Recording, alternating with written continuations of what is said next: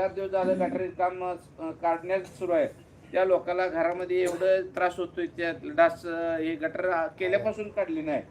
मग नगरसेवक तुम्ही म्हणताय तसं नगरसेवक इथं नसल्यामुळे त्या गटरीकडे कोण बघणारच नव्हतं. आणि आज गटरीचं काम चालू आहे, तर तिथं नगरपालिकेत निवडणूक निर्णय अधिकाऱ्याकडे तक्रार केली आहे. निवडणूक निर्णय अधिकाऱ्याकडे तक्रार केली आहे की ती गटारीचं काम चालू आहे, आचारसंहितेचा भंग होतोय.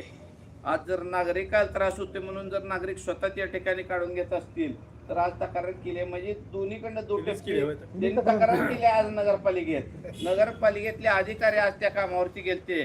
ते काम कोण करायला लागले काय आचारसंहिता.